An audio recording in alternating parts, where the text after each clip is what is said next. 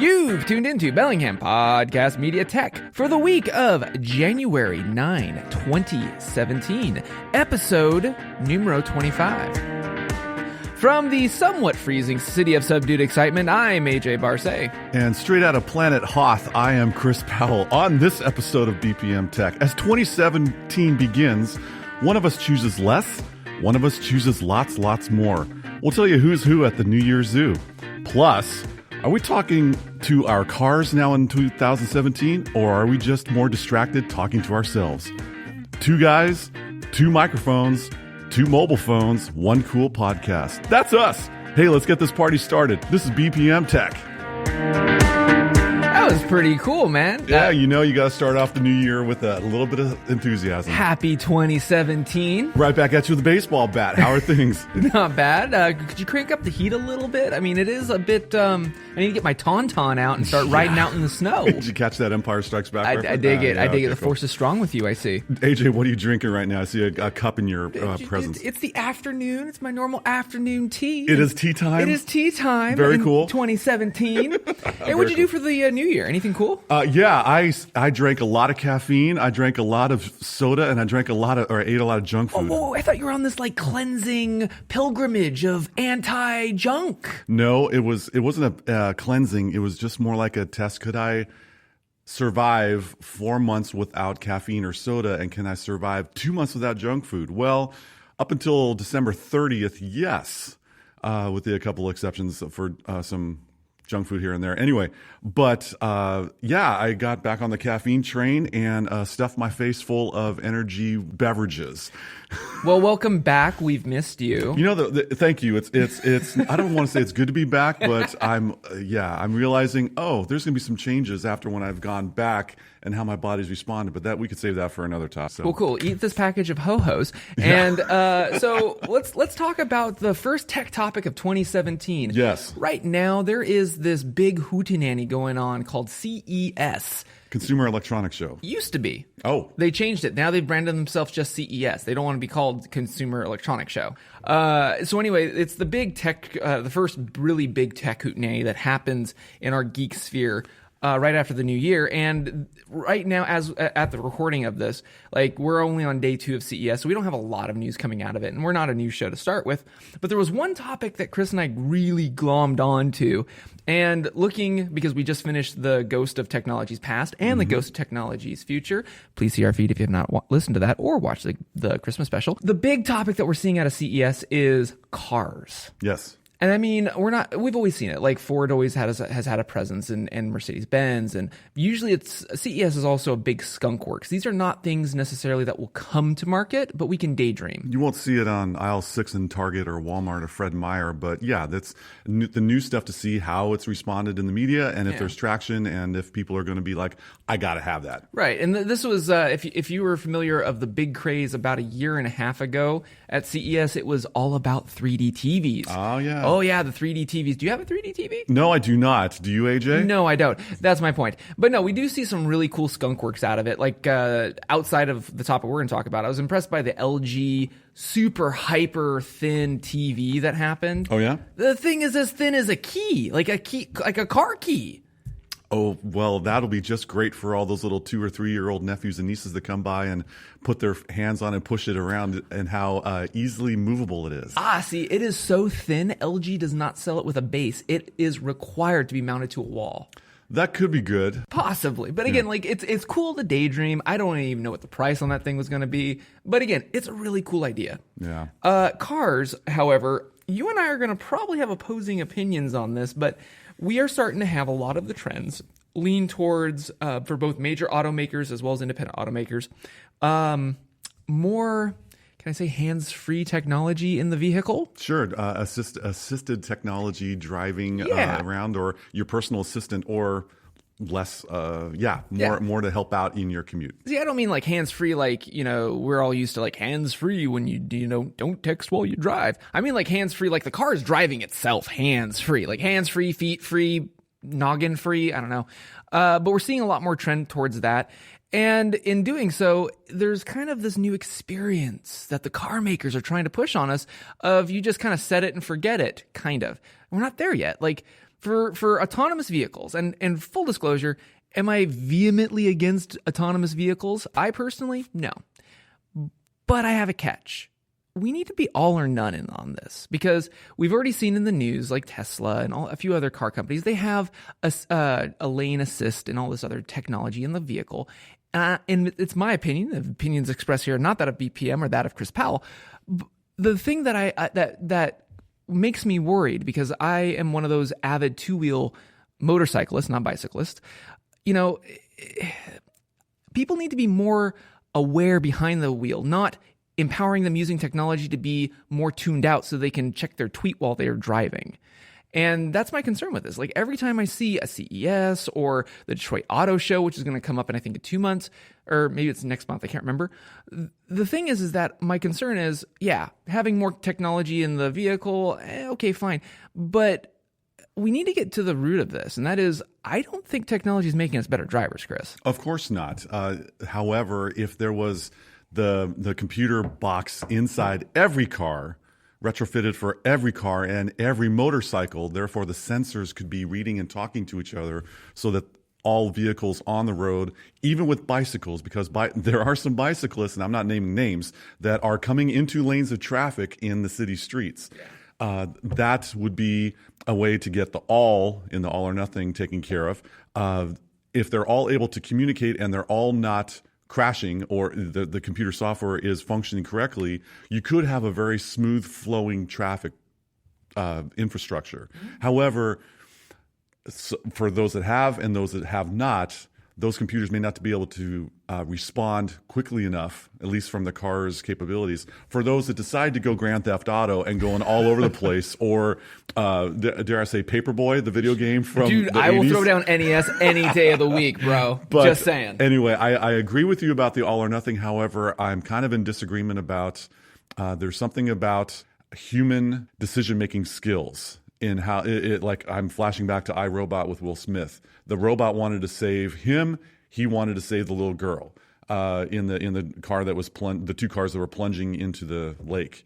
That is a human decision thing that I don't know that technology is there yet with machine learning and artificial intelligence. But if you put these devices in cars, you're going to be giving them a chance to have the ability to make decisions that may not necessarily agree with a lot of other human drivers. That's a problem.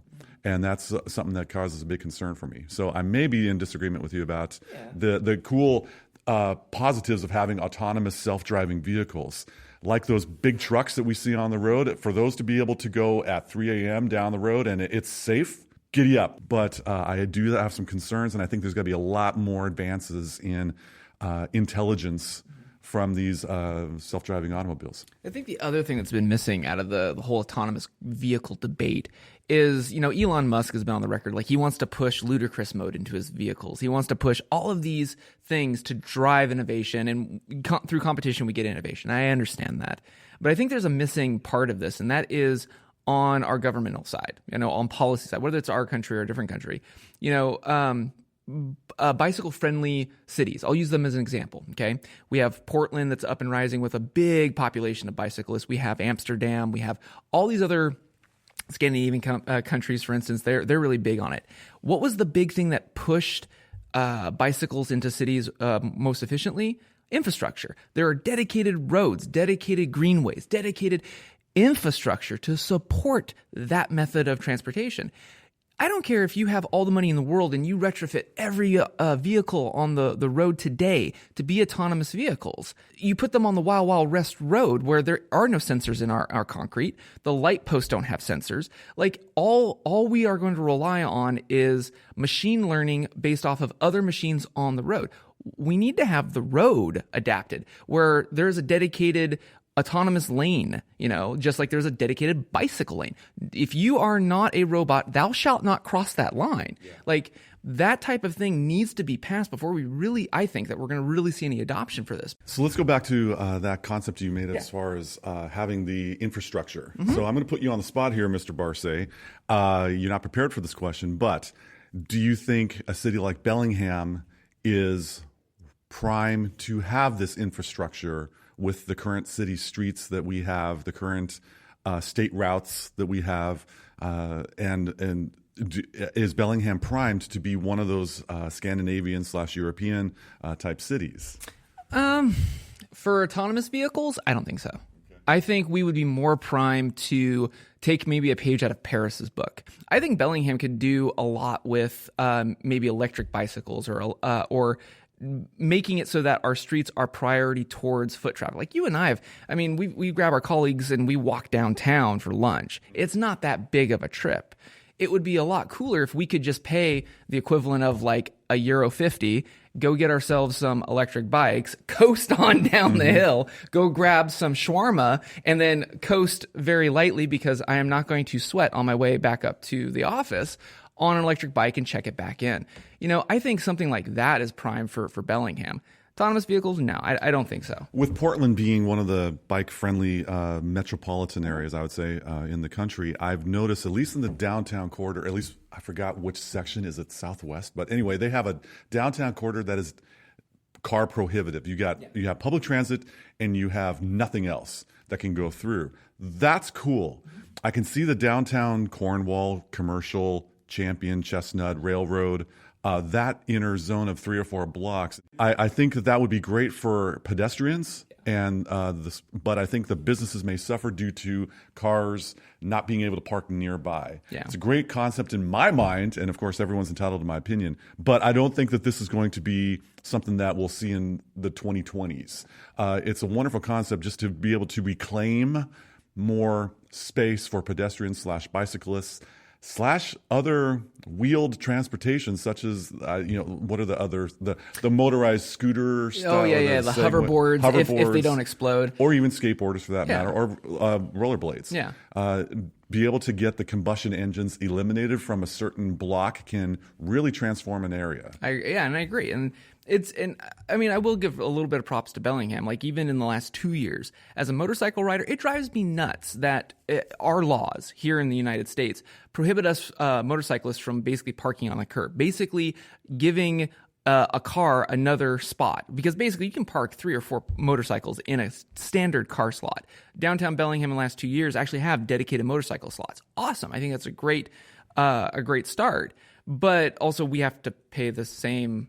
It's the same as a car. I don't know how I feel about that, but nevertheless, I think when we talk about autonomous vehicles and we're talking about how technology is going to revolutionize how we're being transported, I think when you look at it from the bottom up and look at it from the infrastructure, like you said, in some cities, certain deployments, to use a technology term here, certain deployments of certain technology would be a better fit, a better tool for the city than just, we should just go autonomous all the time.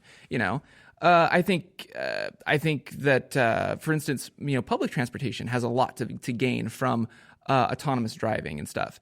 Because if we had infrastructure where if WTA, for instance, had their own lane that nobody can cross into it, and that bus is basically like a train. A lot of trains in Europe, they have no conductors on either end. Right.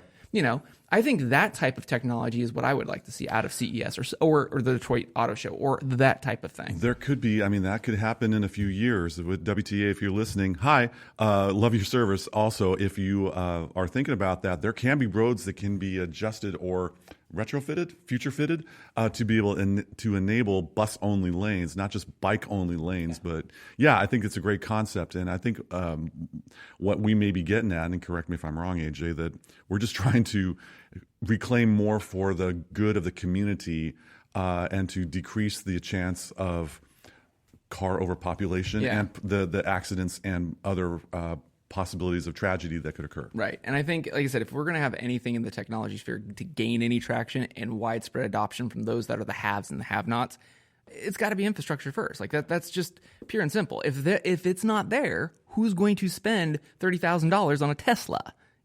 Just so that they can have some sort of hands-free driving-ish. Yeah. You know what I'm saying? It just doesn't make sense. But out of it, there is one other aspect of it, and you and I are going to talk about some technology that we can use to retrofit our current dumb vehicles. I don't know what you want to call them. We have smartphones and dumb phones. So analog vehicles? Analog vehicles. There we go. Why not? But before I say that, I do need to say that you are listening to BPM Tech on KMRE 102.3 FM, Bellingham, Washington. Let's talk about some of the technology that we are seeing that does kind of interest us. And I'm going to apologize in advance. If you have an Amazon Echo, you may want to push pause, but our car is going to be addressed as Alexa going forward. I have no idea. If I had that crystal ball, I'd be betting on a whole lot of money to be able to make myself a big old wheelbarrow pile full of stuff. It is possible that in conversation you could go, hey, car, the in-car navigation system, the ICNS, if you will, is one that is emerging little by little. We already have built-in Bluetooth where you can have a screen that says calling stuff.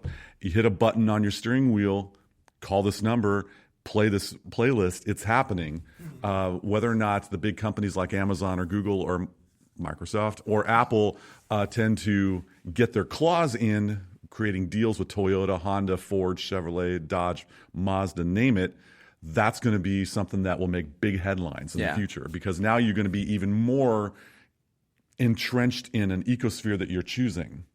This sounds familiar. Yes. So it's funny that you mentioned the heavy hitters. I'd like to point out to listeners that if you're not aware, like Microsoft has their own ecosystem for cars. Usually they're in Fords, and that is the Ford Sync. Yeah.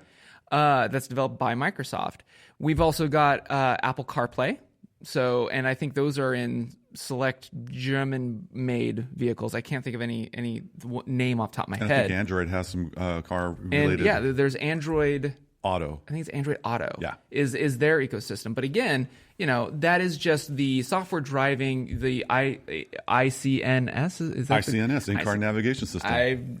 You heard it here first. Okay, that is Chris Powell approved. I've never heard it that way. But yeah, that's just one part of this. But to do so, there's this issue where you still have to touch a button and you still have to reach over, and that is distractions. Yes. So what we're seeing out of CES is they're trying to alleviate that. And then they're harnessing their inner Captain Jean-Luc Picard, car, call Chris, a dork, or just whatever. And it sends a text or whatever. And we have this in our phone. So this is not a novel concept, but we have things like Amazon Echo where they're using their machine learning to crunch that data to get the whatever the action is supposed to be. The thing that I find interesting is that this is kind of sweet timing, because this last year, at the end of 2016, as of January 1st in the state of California, they have a law on the books that basically states that your mobile device better not be in your hand. And if you are caught, you're fined. Okay. How much are you fined, though? Yeah, then we're going to get to that. Okay. But the way that they phrase it in their law, and I'm pulling a quote here, is it must be attached to dashboard or windshield. Like it has to be affixed. If your butt is in the seat and you are engaged in the vehicle, the phone shall not touch thy fingers. Should not sit in your hand. But I just find that interesting. But for our second half of our show, what we were thinking about talking about is you and I both have dumb vehicles. Like, they're not smart. We're not entirely connected. Right. Yeah. Right. So for instance, my wife's car has an aux jack but has no Bluetooth. Yes. You have this relic of the past of the 90s. I have a 6-disc CD changer plus a cassette. Oh yeah. I'm rocking it. So what we wanted to throw out here is that Chris and I have got a couple of things that we've done to Bluetoothify our vehicle. So what's one of the pieces of technology that you've discovered, especially for your relic of the 90s, bro? Yeah, so as far as where I'm coming from, my mobile phone, my smartphone is essential, my most oft-used device. And I have a great deal of music that I enjoy, either on my commute or on my way home or on a weekend drive, et cetera, et cetera. It's on my phone.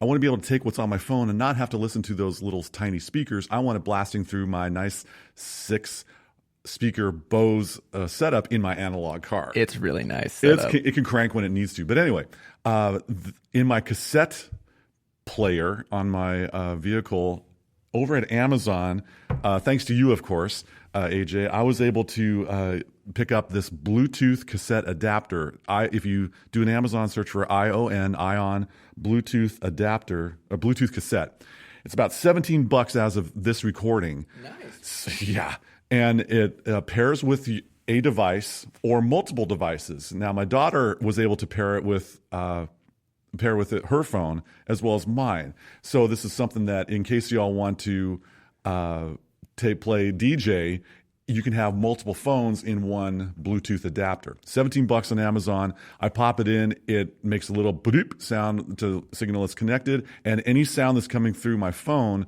gets blasted through my speakers. Now, this is awesome. This has been the holy grail for me for since I've owned this vehicle about a couple years ago. One drawback that I got to talk about with this one, okay? When the phone rings, now we're familiar with the newer cars that have hands-free answering systems, and you can just talk without any kind of, in the car. With this Bluetooth cassette adapter, there is a microphone included with this cassette. However, it is in a little flip-up latch, and it is about the size of a Bic pen cover. And it needs to be out. It's residing inside the cassette.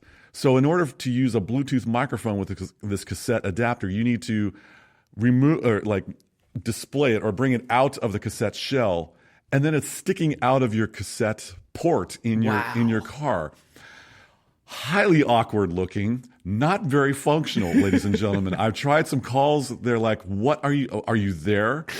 Exactly. And so, for what it's worth, I've had to do a workaround. Yeah. If I get a call and the only two people I will answer the phone for when I'm driving are my wife and my daughter. If that happens and I see that on the phone screen, which is on the dash, thank you very much. Yeah, you have a nice little shelf on your dash. Thank you very much. When it's ringing, I will hear the ringtone through my speakers. I have to power off my stereo and then touch the green phone answer, and then touch speaker to go speakerphone. So this is a trade-off. Is this call really necessary when you're behind the wheel? If so, pull into a parking lot and let her rip. But otherwise, one thing to keep in mind is this Bluetooth cassette adapter. Great deal for $17 on Amazon, but there is one big drawback. How about you, AJ? So mine is actually for those of us that still reminisce of the 30-pin days of iPhone. Those wide connectors. The wide connectors, not the Thunderbolt, the wide ones. And so especially if you're tuning in and you're like, hey, I have one of those old iHome docks. This thing works great for it too. There is this really cool thing called Cool Wave. It's called a Cool Wave Duo. And what's cool about it is that it also has its own little battery pack. So you can actually plug this in, and I can't remember, it maybe has like 2 hours of battery on it. But you can plug it into any source and Bluetooth connect to it, any device, and it will pipe through via an aux cable, which is what I use. And it charges via 30 pin. So if you wanted to convert that old iHome of yours, it also takes the audio from the 30 pin if you'd like.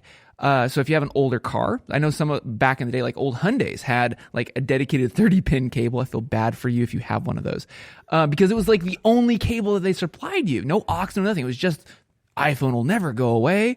That type of thing. So if you're thinking, man, I really wish I could have updated it. If you buy one of these things, I think at the time of this recording, I think it's like maybe $19.99 on Amazon.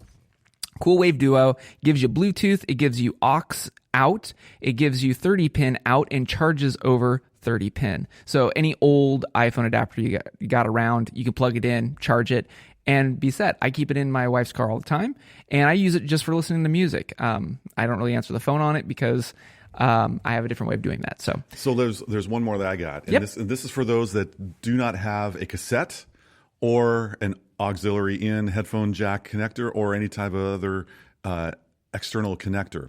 If you are having a stereo that you may not have the best speakers, and there are those out there in case you're running a classic car, or if you're in a college town and it's barely running and it's named Bertha. There you go. If you have Bertha that you're riding around town, if you were to pick up an external Bluetooth speaker box, go to Amazon, do a search for Amazon Basics Bluetooth speaker. Just came out with one that has about 600 ratings. It's on its way because about $20. It's a wonderful Bluetooth speaker, connects with your phone, and it also has a wonderful microphone inside for hands-free phone calls. Great sound quality. It's portable. It can work inside your car. I've seen some reviews on them as I was researching it for a potential personal purchase. Truck drivers use this in their rigs. And so if truck drivers are using it with the amount of noise that they have in their cab, it obviously has pretty good sound quality. So you can have an external Bluetooth speaker in lieu of a cassette adapter or a 30-pin connector. So many different options to try to get your tunes and perhaps answer the phone if you must in your car. Yeah. So getting to answering the phone, if I do have to answer the phone, and typically speaking, just in general, I don't like putting my phone to my head. You know, I'm not one of those tinfoil hat guys. I'm going to get like some weird cerebral cancer or anything like that. I'm not worried about that. I don't like it. I've usually always preferred having a headset. And the headset that I usually prefer, they're about $29. It's by a company called Urban Ears, and I prefer the ones called the Cranston. Why? Because they come in multiple colors, and they're if you're listening, it's like, oh, they're probably pastel colors. No, like these are some. If you're a dude and you're like, I want some doodly colors, not just black. Like I've got some really cool dark teal blue headphones. I love them. The thing about the Cranstons that I love, they've got great range. So when I am listening to tunes outside of my vehicle, I've got good tunes around my in my ears, but also they have this little Lego thing. I've mentioned this before on the show. There's a little Lego attachment on the back so that you can actually have them hang around your neck and you just clip them behind your head. I love these headphones, and I think also the cool thing about them is I love the microphone on them. Great sound quality. I know you've gone down to Jawbone land. I do not like the Bluetooth headsets as a microphone. I just don't like them. I've never had good quality out of them. And so whenever I have to answer a call, I just use these. They work. They're corded, long cord, great. It's just like a white iPhone headphones, but they probably have better sound quality. Yeah, totally. Yeah. And one other thing I want to point out, both of our examples that we pointed out for Bluetooth, especially if you're trying to get some sort of, because I am one to admit, I dislike driving in downtown Seattle, especially with all the construction, Bertha, that whole thing. I never know which way the roads go anymore. And so one of the things I do rely on is navigation, and having call directions and tell me which on-ramp, off-ramp is closed or whatever. Having a Bluetooth option piped through either your aux or 30-pin or however, you just set it and forget it before you get behind the wheel, and just go. That's a great idea to be proactive before you actually turn on the ignition. Get your stuff ready, get your playlist ready, get your map directions ready. Yeah. And then fire it up. Exactly. So a little preventative measure. Speaking of preventative measures, I want to talk about one thing as far as distracted driving and also texting behind the wheel. It's a very sobering topic, and I want to get a little serious for a moment. There are a number of injuries that occur due to collisions based on distracted driving. One of the things that parents, if you're out there and you are driving and happen to be texting while you're in traffic, here's an idea. So I have a 14-year-old, and she's a prime texter and Snapchatist and et cetera, Instagrammer. And I want to try to set a good example. And so I try not to pick up my phone while it's in motion. An idea, tell your kids, hey, this means a lot to me, and I don't want us to be a distracted driving family. If you catch me behind the wheel texting while the car's in motion, and that's a big one, because at stoplights, that's a different story. But if the car's in motion and you see me touching the phone, I owe you $1. And most of the time, kids will be like, you're going to pay me money if I catch you. They're going to be watching like a hawk. Yeah. And this is a great way for accountability, and it's a great way to set an example to let them know that you're serious about this because you're putting your money where your mouth is.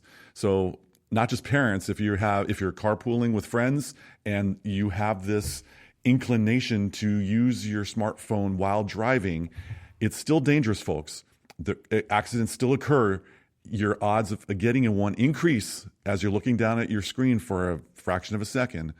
This could be a way to incentivize your ability to actually just put it down for 20 minutes and not engage with your screen while you're driving. I dig it. It's kind of taking the approach of like when you go to lunch and everybody puts their phone in the center of the table, and the first person who picks it up buys lunch. That's right. I like that. That's cool. That's a good way of doing it. Yep. And also, just for what it's worth, along those lines, I've tried to be above board in how I'm accessing my device when I'm behind the wheel. If I have a reward system, that will increase my tendency to adopt an incentive. If I can tell myself, okay, I'm going to take 15 minutes of dedicated fun time on my phone to nerd out and do whatever. Once I reach my destination or at some time, that's my reward for limiting myself in that accessibility. Put it in the glove compartment.